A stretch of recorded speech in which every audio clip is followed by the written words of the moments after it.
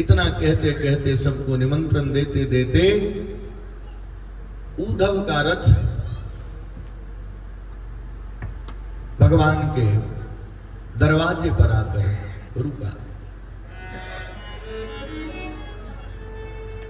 उद्धव अपने रथ से नीचे उतर ही रहा था कि उद्धव के पैर में, क्योंकि भगवान ने कहा था उद्धव तू अपने पैर में पदत्राण पहन के नहीं जाना, चप्पल पहन के नहीं जाना। जैसे ही उद्धव की रथ लगी, उद्धव नीचे रथ से उतरे, उनके पैर में गर्म नदी की जैसे कोई धारा चल रही हो, वो गर्म नदी का जल सा अनुभूति हुआ। नंद बाबा भी भगवान को याद करते करते, भगवान के ऊपर दृष्टि करते करते, भगवान के रास्ते को निहारते निहारते नंद बाबा की आंखों में भी अब रोशनी नहीं है, कन्हैया सा स्वरूप लगता है। वही कारी कमरिया है, वही पीतांबरी है,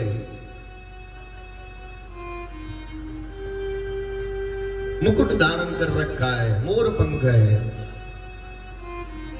नंद बाबा के पास गए, नंद बाबा की स्थिति को उद्धव ने देखा, समझाते हैं बाबा जो अपना नहीं है वो कभी मेरा नहीं हो सकता, जो संपत्ति मेरी नहीं है वो मिट्टी के ढेले के समान समझना चाहिए। बाबा जब आपके 85 वर्ष तक आपको पुत्र नहीं हुआ, उसी समय समझना चाहिए कि मेरे घर पुत्र नहीं है। बाबा शास्त्र यही कहता है, एक भाई को अगर पुत्र हो जाए तो सभी भाई पुत्रवान कहलाते हैं। बाबा आप क्यों उस छलिया के मोह में पड़े हैं? नंद बाबा कहते हैं उद्धव तू, नंद बाबा कहते हैं तू कौन है? क्योंकि दिखाई नहीं पड़ रहे बाबा को, तू कौन है? मुझे तो तू रथ से जब नीचे आ रहा था तो मुझे तू कन्हैया की तरह लगा, लेकिन तू है कौन? तेरी वाणी कहती है तू कन्हैया नहीं है। मेरी दृष्टि उस पथ को निहारते निहारते अब धूमिल हो चुकी है। बाबा मैं आपके कन्हैया का मित्र हूं, नाम है उद्धव, उद्धव नाम है मेरा। बाबा मैं आपको सत्य कह रहा हूं, हम और कन्हैया हम दोनों मित्र साथ में ही सांदीपनी ऋषि के आश्रम में पढ़ने गए थे, साथ में ही पढ़ा है। धर्म का न्याय है बाबा कि अगर आपके जितने भाई हैं आप नवनंद हैं, और शास्त्र कहता है कि अगर एक भाई के घर संतान हो जाए तो सभी भाई पुत्रवान कहलाते हैं।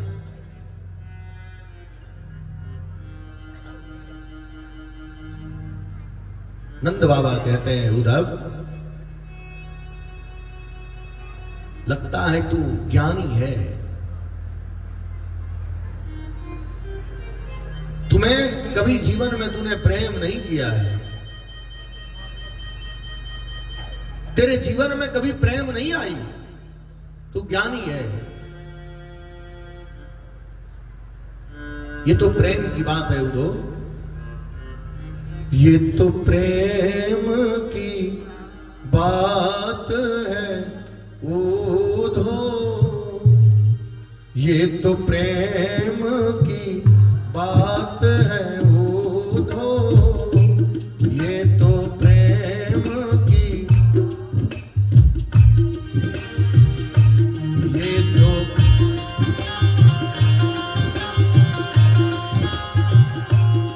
बंदगी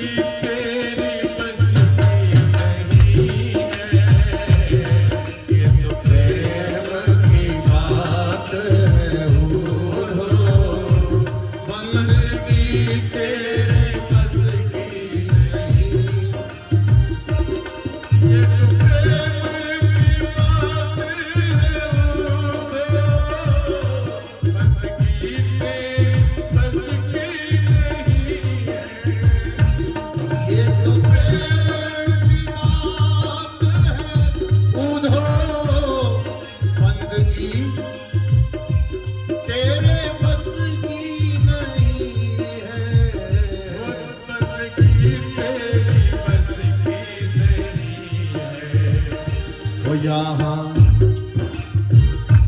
यहाँ सर्द के होते हैं सौदे, यहाँ सर्द के होते हैं सौदे, आस की इतनी सस्ती नहीं है, यहाँ सर्द के होते हैं सौदे, आस की इतनी सस्ती नहीं है, ये तो प्रेम की बात है। ये प्रेम है। मेरी जो ये दशा है उधो, मुझे पुत्र नहीं देना था, तो वो पुत्र बनकर मेरे जीवन में आया क्यों? अगर वो पुत्र बनकर मेरे जीवन में आया भी तो चलो कोई बात नहीं, लेकिन उसने मुझे बाबा कहा क्यों? अच्छा एक बार मैं मान लेता हूं कि वो बाबा मुझे कहता था, लेकिन मेरे हृदय में आकर अपना आलिंगन क्यों करता था उदो?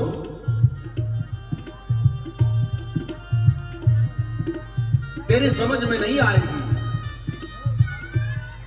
मेरी जो ये दशा है, तू जो देख रहा है, ये मेरी दशा कुछ नहीं है। जाओ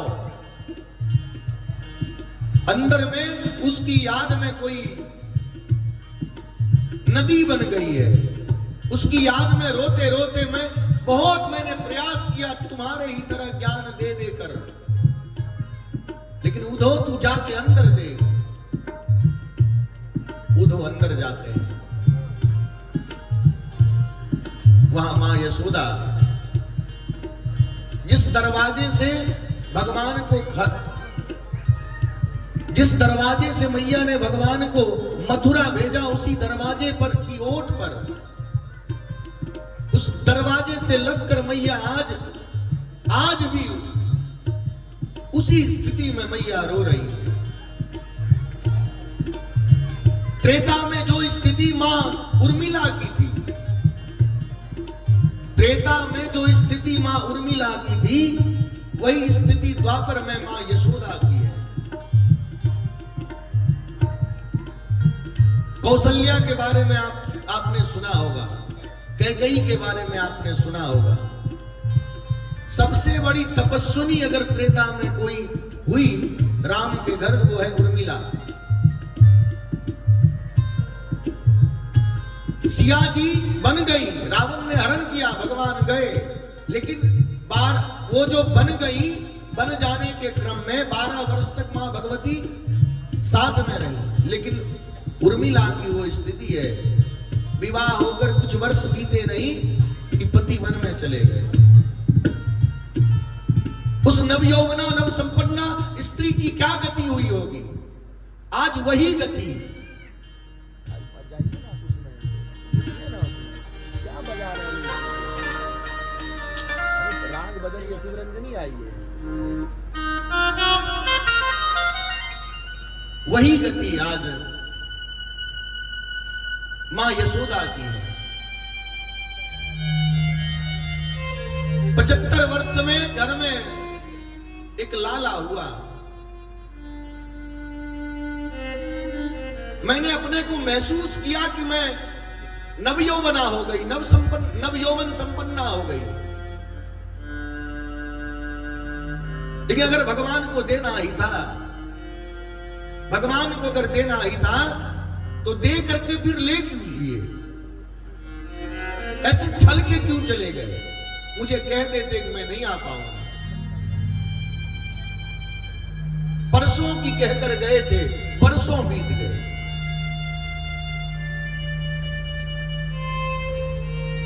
उद्धव की जो ज्ञान की सीढ़ी थी, वो खिसकनी शुरू हो गई।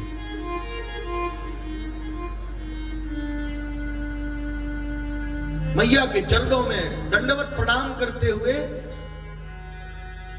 क्योंकि भगवान ने कहा था मैया बाबा से मिलकर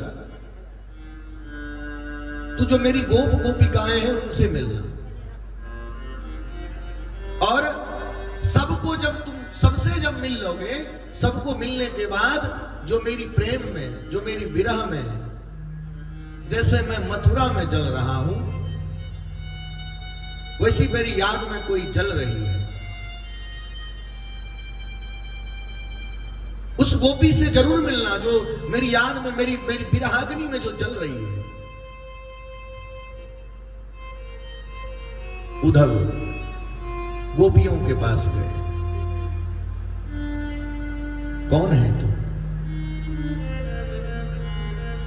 मेरा नाम उद्धव है, कृष्ण ने भेजा है मुझे। कृष्ण ने भेजा है तो तुम्हें छलने के लिए भेजा होगा, तुम्हें यह कहने के लिए भेजा होगा कि जाओ तू उसे समझा दो, उद्धव तू जा, लौट जा, तुरंत लौट जा, मुझे तेरे ज्ञान की कोई बातें नहीं सुननी, उद्धव लौट जाओ, लौट जाओ वृंदावन से उद्धव, लौट जाओ वृंदावन से उद्धव, जा जा जा तू मथुरा नगरी, जा जा जा तू मथुरा नगरी, लौट जाओ वृंदावन से उद्धव, लौट जाओ, चले जाओ। मैं तेरी ज्ञान की बातें नहीं सुन पाऊंगी, तुम्हें ज्ञान देकर कान्हा ने भेजा होगा कि जाकर उसे समझा देना, उसे कह देना कि मैं अब नहीं आ पाऊंगा, उसे समझा देना। अपने बारे में कहा होगा कि मेरे बारे में भला बुरा कहकर उस गोपियों के मन में जो मेरा प्रेम है उसे निकाल देना, उद्धव जा।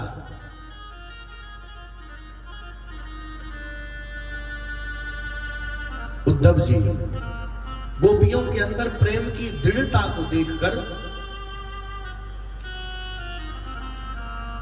उनका जो ज्ञान है, वो उनके जो अंदर ज्ञान का जो पराकाष्ठा था, मैया को देखकर थोड़ी सी कम हुई। जैसे ही गोपियों के पास आए,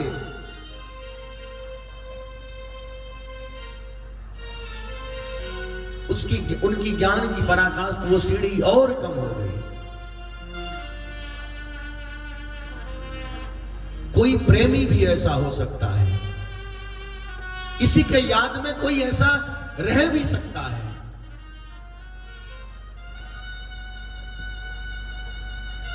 हमने तो सुना है कि संसार में ज्ञान से बड़ा कोई अर्जन नहीं है, सबसे बड़ा अर्जन ज्ञानार्जन है। आज मुझे समझ में आता है कि जीवन में प्रेम कितनी आवश्यकता है। उसी समय उस गोपियों के मध्य में एक भंवरा आता है और एक गोपी के कान में कुछ कह के वो भंवरा जाने लगता है। वो गोपियां उस भंवरे से कहती है, भंवरा जा, तू भी जा और कह देना, मेरे उस प्राण प्रिय प्रियतम से जाके कह देना, सकृद धर सुधाम स्वाम, जैसे तू पुष्प से रस को खींचता है, उसी तरह जो तुम्हारा कन्हैया है, प्रेम रूपी मेरे पुष्प के उस रस को मैं उसे समर्पित करती हूं, कह देना जाके उसे। मैं रोज अपने प्रेम रस से उसे सिंचित करती हूं।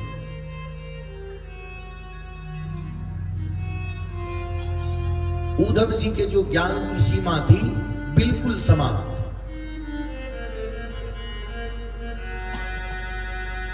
कोई प्रेमी ऐसा भी हो सकता है कि ये कीट पतंग जो भ्रमर है, जो भंवरा है, इससे भी अपने मन की व्यथा को कहने में भी भगवान का जिसके अंदर नाम हो, भगवान के प्रति जिसके अंदर समर्पण हो, ऐसी है मेरी गोपियां।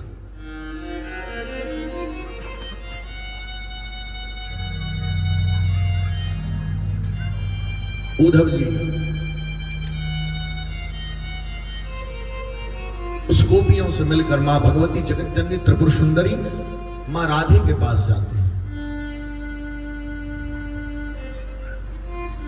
जो समाधि के, शिव की समाधि के समान जिनकी समाधि लगी है। दोनों नेत्रों से अश्रुधार है। भगवान की दी हुई वो बांसुरी जिन्होंने हृदय से पकड़ के रखा है, जिस प्रकार भगवान देकर गए थे उसी समय से जिन्होंने उस बंसी को अपने हृदय में दबा के रखा है। नहीं भूख है, नहीं प्यास है, बस जीवन में एक ही बात है कि कृष्ण कि विरहाग्नि में जो जल रही हूं, कभी वो आकर इस अग्नि की दाहकता को कभी वो आकर शांत कर देगा। हे वंशी तू धन्य है, तू धन्य है। मैंने कृष्ण का स्पर्श किया, कृष्ण के देह का स्पर्श किया, और तू धन्य है, तूने कृष्ण के अधरामृत का पान किया है। हे वंशी,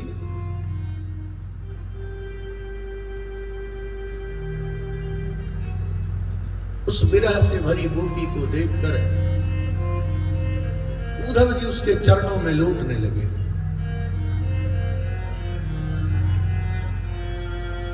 हे राधे,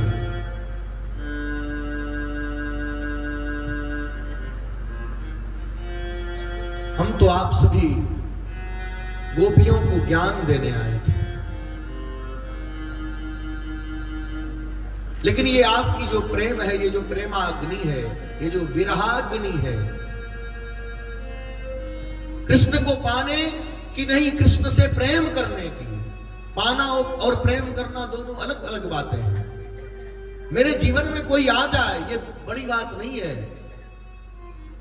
मैं दूर रहकर भी उससे प्रेम करूं ये बड़ी बात है। भगवान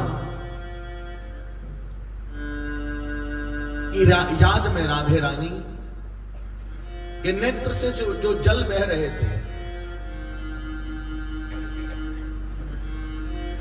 उस जल में, उस जल के बूंद में, उस जल के उस बूंद में ब्रज के रज के साथ उद्धव आज लौटने लगे। धन्य है कान्हा तू। मैंने ज्ञान को अपने साथ वर्ण किया। हे कान्हा तू धन्य है, तूने प्रेम का वर्ण किया, और जो प्रेम का वर्ण करता है संसार उसी का वर्ण करता है, संसार उसी को वरता है, संसार उसी को पूजता है। हे कान्हा, इस प्रकार उद्धव गोपी का संवाद होता है। जो उद्धव कह के गए थे कि मैं आज जाऊंगा और कल लौट जाऊंगा, वो उद्धव आज न जाने कितने महीने बीत गए। जिस उद्धव ने भगवान से कह के गया था, भगवान से इसने कहा था कि मैं जा रहा हूं और जो तुम्हारे जितने भी गोपिकाएं हैं सबको मैं समझा के और तुरंत आ जाऊंगा, वही उद्धव आज 6 महीने हो गए उद्धव जी को उस गोपिकाओं के साथ, उस गैयों के साथ विचरण करते, उस ब्रज रज में विचरण करते हुए ब्रज की रज को प्रणाम करते हैं, ब्रज की रज को अपने शरीर में लपेटने लगते हैं। पागल भक्तों की तरह जो ज्ञानी भक्त था वो आज प्रेमी भक्त बन गया।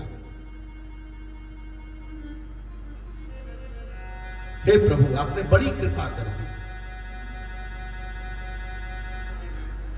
आपके इस अनन्य भक्तों का, दासानुदास का दर्शन हुआ, इससे बड़ी कृपा मेरे जीवन में क्या हो सकती है।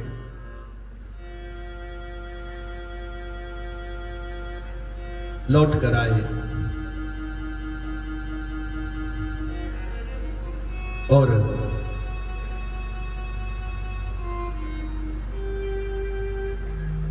भगवान के चरणों में जाकर उद्धव जी ने दंडवत प्रणाम किया। आपने ठीक कहा था कन्हैया, आपने ठीक कहा था। उस पार जो यमुना के पार जो बैठी है, आपकी जो प्रिया यमुना के उस पार बैठी है, वो तो धन्य है। जैसे ही मैंने उसके चरणों की रज में जैसे ही मैं गया, मेरे जितने ज्ञान थे सब धूमिल हो गए, सब धूल दूषित हो गए।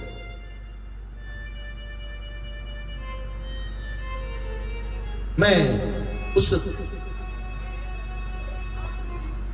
मां जगतजननी को, त्रिपुर सुंदरी को बार बार निवेदन करता हूं, और मैं तो कहता हूं कि संसारी जीव भी अगर उससे लगे तो उसका भी बेड़ा पार हो जाएगा। सवरिया ले चल परली पार, कन्हैया ले चल परली पार।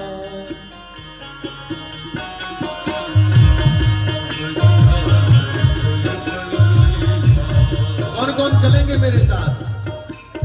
जहां विराजे राधे रानी, जहां विराजे राधे रानी, जहां विराजे राधे रानी, जहां विराजे राधे रानी। अलबेली सरकार कन्हैया ले चल परली पार, कन्हैया ले चल परली पार। जहां विराजे राधे रानी, जहां विराजे राधे रानी। अलबेली सरकार कन्हैया ले चल परली पार, सवरिया ले चल परली पार।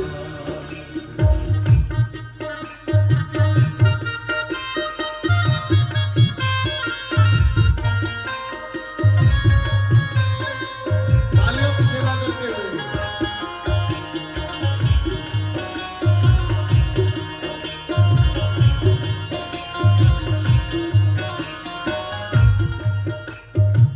गुण गुण सब तेरे अर्पण, गुण सब तेरे अर्पण, गुण गुण सब तेरे अर्पण, गुण सब तेरे अर्पण। पाप पुण्य सब तेरे अर्पण, पाप पुण्य सब तेरे अर्पण।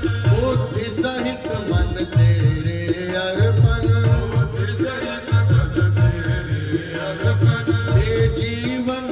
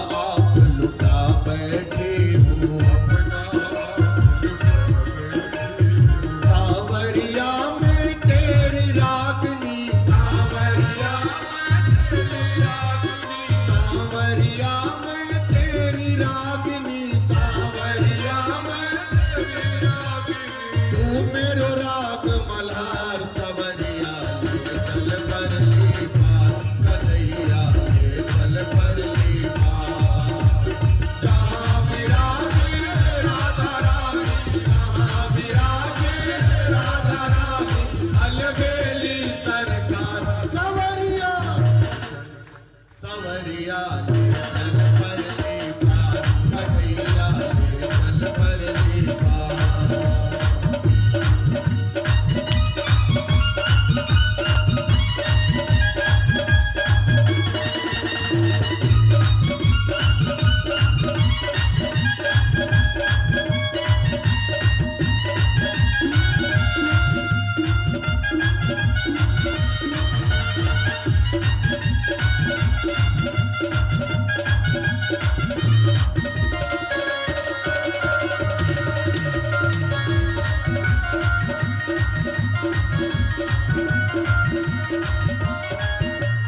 कहाँ ले चलो?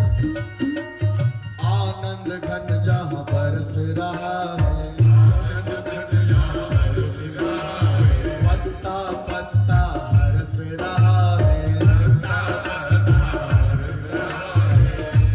हे प्रभु, तूने मुझे वहां इसलिए भेजा, उद्धव जी कहते हैं, जो मेरे अंदर ज्ञान का अभिमान है, उस अभिमान को नाश करने के लिए, उस ज्ञानाभिमान का संहार करने के लिए आपने मुझे उस जगह भेजा जहां आनंद धन जहां बरस रहा है, आनंद धन जहां बरस रहा है, पत्ता पत्ता हरस रहा है। पीपी कोई बरस रहा है, हरि बेचारा तरस रहा है।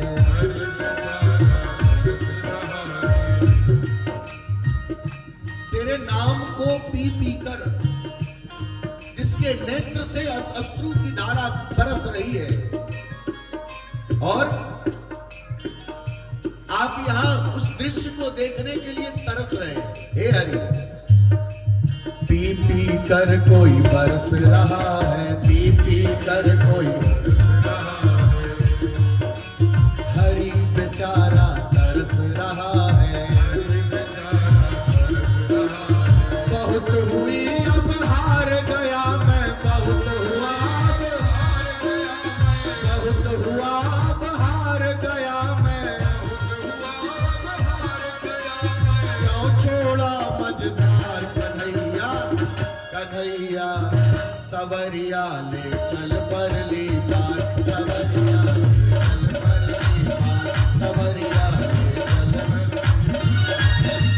जहाँ विराजे राधा रानी, जहाँ विराजे राधा रानी, अलबेली सरकार कन्हैया, कन्हैया कन्हैया ले चल परली पार, कन्हैया ले चल परली पार, कन्हैया ले चल परली पार, कन्हैया ले चल परली पार। हम सभी ठाकुर से यही प्रार्थना करें, हे प्रभु, इस कलिकाल में नाम आपका संसाधन है। जिस नाम को राधा पीकर द्वापर में, जिस नाम को राधा ने पिया, हे प्रभु, उस नाम के सहारे, चूंकि कलयुग केवल नाम आधारा, हे प्रभु, उस नाम का, नाम की जो कृपा है वो मेरे ऊपर करते रहे। इधर उद्धव जी के ज्ञान के अभिमान को भगवान ने चूर किया।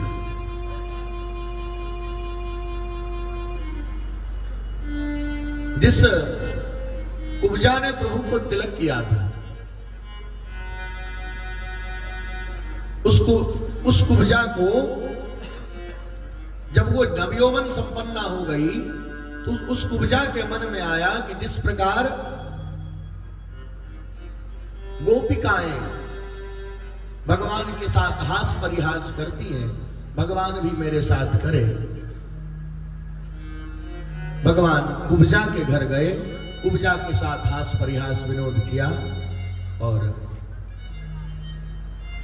कुब्जा को आनंदित करते हुए भगवान ने अपने आलिंगन प्रदान किए, और कुब्जा की जो कामना थी भगवान वो पूर्ति करते हैं। दूसरा, अक्रूर जी ने निवेदन किया था कि प्रभु पहले हमारे घर पे चलिए। भगवान ने अक्रूर जी से कहा था, जब सुंदर समय आएगा, क्योंकि अभी मैं जिस काम के लिए आया हूं, जिस काम के निमित्त आया हूं, चाचा मैं वो काम करता हूं, काम मेरी मति में जब आपको गति देने की, जब आपको मुक्ति देने की समय आएगी, मैं जरूर आऊंगा। भगवान अक्रूर के घर गए। अक्रूर की स्वागत सेवा को भगवान ने स्वीकार किया। भगवान के कहने पर अक्रूर जी हस्तिनापुर गए। हस्तिनापुर में अक्रूर जी को दुर्योधन और पांडवों के कुकृत्य का समाचार पता चला। अक्रूर जी ही वो समाचार लेकर आए थे भगवान के पास कि आपके बुआ के लड़के पर विपत्ति है। इधर जरासंध जो भगवान से बैर करने लगा, चूंकि उसके दामाद की भगवान ने हत्या कर दी, अस्ति और प्राप्ति कंस की जो पत्नी है वो अपने मायके चली गई कंस की मृत्यु के बाद, तो जरासंध भगवान से बैर करने लगा। 17 बार 23 अक्षोणी सेना को लेकर 17 बार भगवान ने 23 अक्षोणी सेना का संहार किया। लेकिन संहार करते जरासंध को बांधकर छोड़ देते, फिर भगवान चले आते।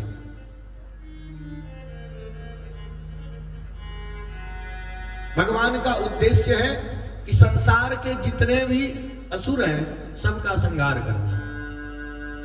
18वीं बार जरासंध और कालयवन दोनों एक साथ मथुरा पर चढ़ाई करता है। भगवान विश्वकर्मा को आदेश देते हैं कि आप एक नई नगरी का निर्माण करिए। विश्वकर्मा ने द्वारिका को बनाया। रात ही रात में भगवान ने मथुरा के समस्त मथुरा वासियों को द्वारिका में, द्वारिकः, कह कहते हैं वेद को, द्वारिकः जिसके चारों द्वार पर वेद हो वो द्वारिका है। दूसरा, रात में सोए थे मथुरा में, जगे द्वारिका में, तो वहां के लोग खोजने लगे कि दरवाजा कहां है। अब नया भवन है तो दरवाजा भी तो नया होगा, तो द्वार कहां, द्वार कहां, द्वार कहां, हो गए वो द्वारिका। भगवान ने पूरी बनाई। भगवान मथुरा में रहे। बलराम जी और भगवान दोनों भाई मिलकर मंत्रणा करते हैं। बाहर से आने वाली जितनी भी विपत्ति हो घर पे, अपने आपस में बैठकर पहले मंत्रणा करनी चाहिए, तभी हम विजय श्री को प्राप्त करते हैं, तभी मेरे जीवन में विजय श्री प्राप्त होता है। दोनों भाई ने मंत्रणा करी कि भैया इस बार तो काल यवन और जरासंध दोनों है, लेकिन दोनों का संहार करना है। भगवान प्रवर्सन पर्वत पर चढ़े, जहां भगवान का एक परम भक्त मुचुकुंद जो त्रेता से सोया है।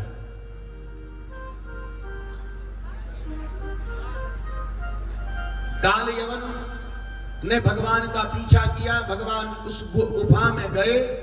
इंद्र के कहने पर मुचुकुंद ने इंद्र से कह दिया था, इंद्र को ने साफ दिया था मुचुकुंद को कि आप सोइए, लेकिन सोते हुए जो भी आपको जगाएगा, जो सामने पड़ेगा, आपकी दृष्टि से उसकी मृत्यु होगी। और भगवान आपको उसी दिन दर्शन देंगे, उसी दिन आपको भगवान परम गति देंगे। तो त्रेता से सोया है। भगवान को तो अपने भक्तों की भी के ऊपर भी कृपा करनी थी। भगवान ने जो अपनी पीतांबरी थी मुचुकुंद के ऊपर, जैसे सोए हुए व्यक्ति के ऊपर चादर रहता है, मरे हुए व्यक्ति के ऊपर चादर रहता है, उसी तरह भगवान ने अपना जो पीतांबरी था उसको मुचुकुंद के ऊपर, काल यवन को लगा कि यही सोया है, वही यहां आराम से सो रहा है।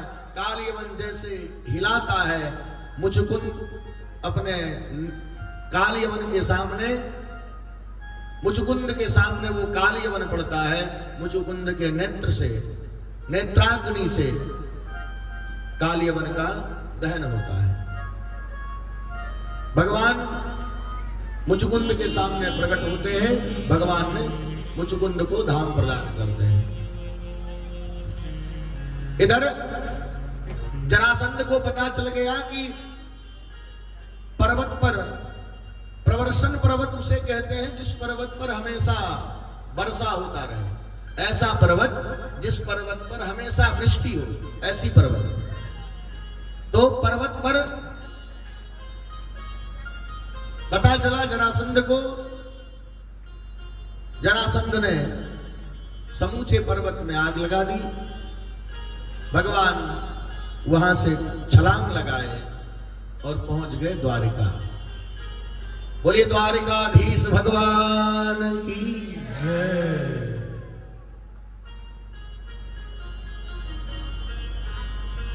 द्वारिका पहुंचने पर क्या करते हैं भगवान?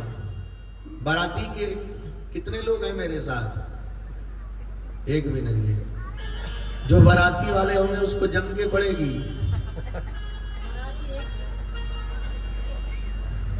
बाराती वाले हैं, बैठे हैं सामने, बाराती वाले हैं। तो आनर्त देश की पुत्री है, आनर्त देश का राजा है ककुदमी, उसकी पुत्री रेवती से बलराम जी का विवाह होता है। विदर्भ देश का राजा है भीष्मक, उसको 4 पुत्र और 1 पुत्री है, रुक्मी, रुक्मरथ, रुक्म बाहु और रुक्म केश। और